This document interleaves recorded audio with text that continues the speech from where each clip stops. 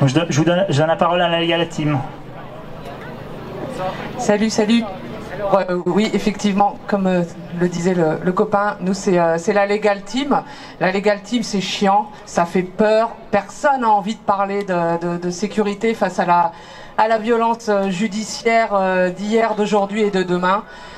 Donc c'est vraiment pas le sujet très glamour, mais dans notre Legal Team, on est quand même un peu fun. Et du coup, on aime bien des fois faire des chansons, et c'est ce que mon camarade va vous présenter. Et ça parle de cette sous-direction antiterroriste dont on a beaucoup entendu parler cet été, la SDAT. Donc il y a un message à retenir, le plus important, c'est « Je n'ai rien à déclarer ». Qui c'est qui vient toquer? C'est la SDAT. Ça tombe sur répondeur quand l'avocate j'essaie d'appeler. Lundi 6h, SDAT enfonce la porte, perquisé gaffe, ça rend nerveux, c'est pire que l'arrêt de la clope. Les questions fusent dans tous les sens, pour mentir ils ont beaucoup d'aisance. L'année prochaine, quel est le projet, où est l'essence? Pour un bidon de sans plomb, elle est assignée à résidence. Ils veulent nous enfermer, nous réprimer, éliminer la résistance. Bâtard veut persuader de m'auto-incriminer. Il renifle la poubelle, il a senti le dîner. SDAT pour protéger la farge. Claytails essaye, téléphone à clapet pour faire péter la charge. Contrôle judiciaire, dur de tourner la page. Nouveau son, nouveau couplet pour te prouver ma rage. Qui c'est qui vient toquer? C'est la SDAT. Ça tombe sur répondeur quand l'avocate j'essaie d'appeler. Les armes me manquent, SDLT, désarmement. Il est bizarre, non, visiblement y a des RT. SDAT, c'est des tarés. SDAT, SDLT, j'ai rien à déclarer. SDAT, pour arrêter les militants, les militantes. SDAT ou pas, tu dois garder le silence. C'est pas de la blague, des camarades sont mis en examen. Patriarcat, y a pas d'endroit où il a pas mis sa main. C'est chaud en ce moment et je parle pas de météo. Si c'est pas la révolte, ça sera le météore. Bien préparé devant l'OPJ, j'ai rien à déclarer. On est peut-être des éco-terroristes, mais eux c'est des tarés. Ils l'ont voté, ça y est la guerre est déclarée. Je suis sûr qu'il était éteint, il était déchargé. Ils nous ont tiré dessus et on s'est fait charger. À vous, ils protègent la farge, ça fait voir rouge, ça fait rager. SDAT, c'est les anti-terreaux. Tu luttes contre le pouvoir ou pas, ici y a pas de gentils héros. Qui c'est qui vient toquer? C'est la SDAT. Ça tombe sur répondeur quand l'avocate j'essaie d'appeler.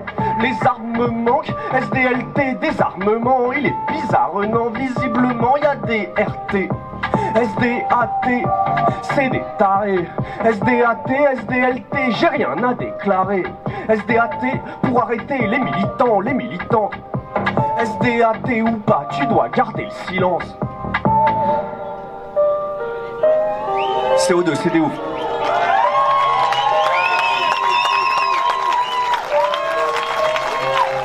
Oh là là.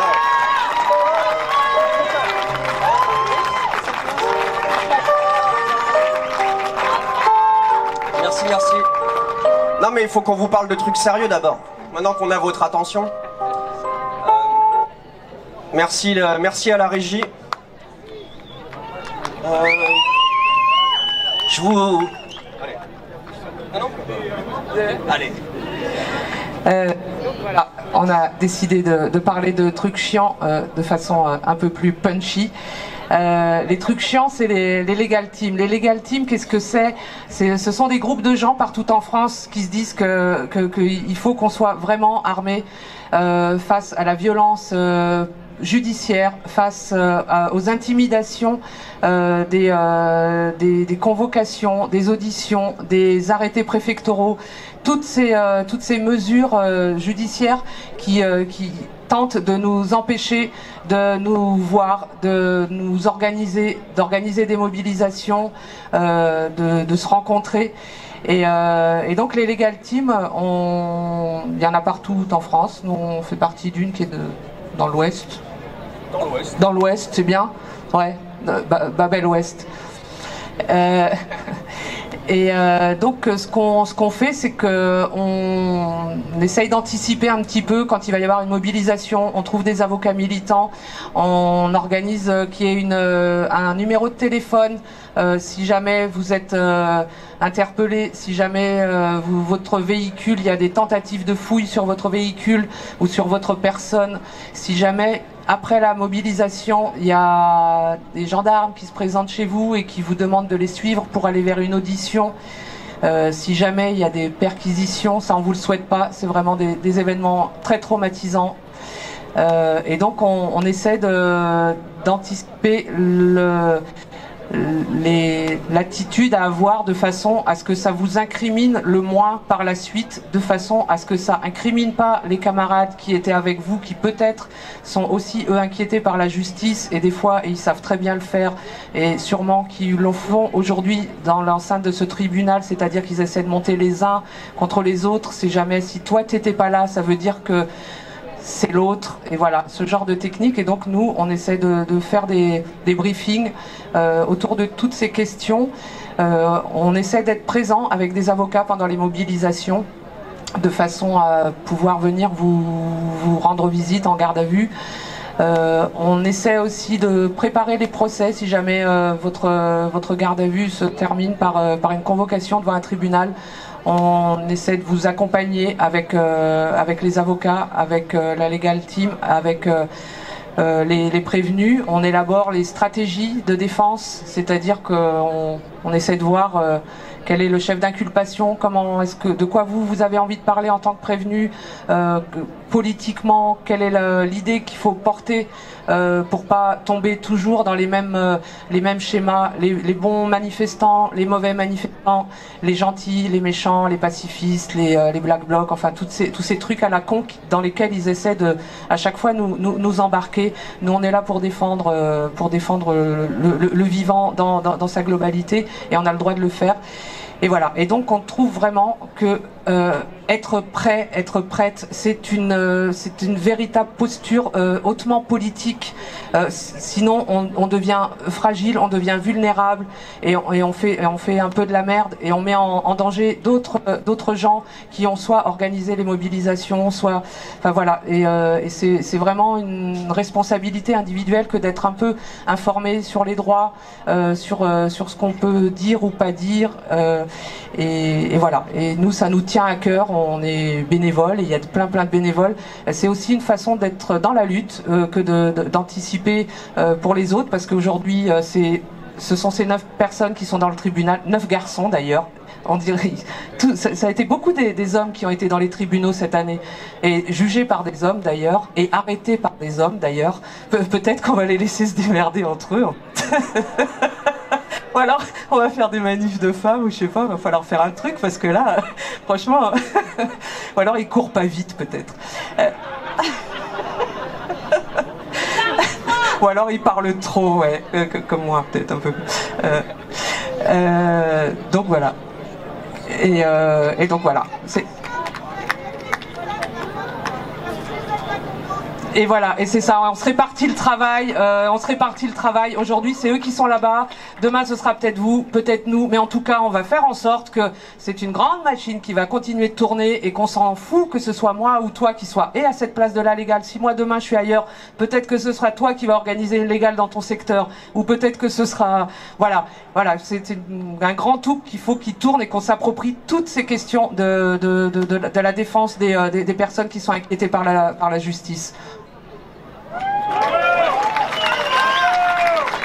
C'est exact. C'est exact.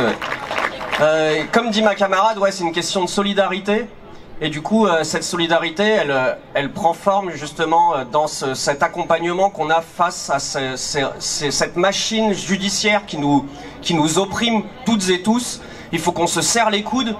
Et pour se serrer les coudes, la première arme qu'on a, que tu l'as déjà dit, mais je le redis avec d'autres mots, c'est de ne rien dire. En fait, c'est de ne pas s'auto-incriminer. Alors du coup, pourquoi on dit je n'ai rien à déclarer? Ça sort pas de n'importe où. C'est un droit, en fait, on est dans un état de droit, vous êtes au courant. Enfin, on est censé être dans un état de droit. En tout cas, il y a quelques droits qui nous restent. Et celui-là, c'est un des droits les plus fondamentaux. C'est le droit de ne pas s'auto-incriminer. Et du coup, on a le droit à tous les niveaux d'une procédure judiciaire, on a le droit de ne rien dire. Et du coup, c'est dans votre droit, vous faites pas obstruction à une enquête, vous n'avez pas à donner des informations sur vous ou sur les autres. Et du coup, vous pouvez dire, je n'ai rien à déclarer à la police, à la justice, à un OPJ, en garde à vue, en contrôle d'identité, à tous les moments de votre vie de militant, militante, vous pouvez dire je n'ai rien à déclarer. Donc aujourd'hui, on va pas pouvoir aborder tous les cas de figure qu'on peut avoir dans une mobilisation, mais par contre, rappelez-vous que ce droit-là, enfin voilà, c'est vraiment le truc le plus important, je n'ai rien à déclarer. Répétez après moi. Ouais. Alors, c'était bien la manif à Sainte-Soline? Je n'ai rien à déclarer. Mais c'est votre voiture qu'on voit sur cette photo. Ah, mais moi aussi, vous savez, les bassines, ça m'emmerde. Hein. Moi aussi, j'ai des enfants, mais vraiment, normalement, je suis avec vous de côté, mais là, je travaille. Mais j'aurais bien aimé être à tes côtés avec tes copains. D'ailleurs, c'est lui ton copain? Je crois qu'on l'a. Non mais alors, c'est pas si marqué que ça. En fait, le comportement des flics, c'est des véritables professionnels de l'extorsion d'informations. Les flics, c'est vraiment leur métier, ils sont formés pour ça, ils se forment au quotidien, c'est vraiment leur job, ils y prennent du plaisir à mentir et à vous faire dire des choses.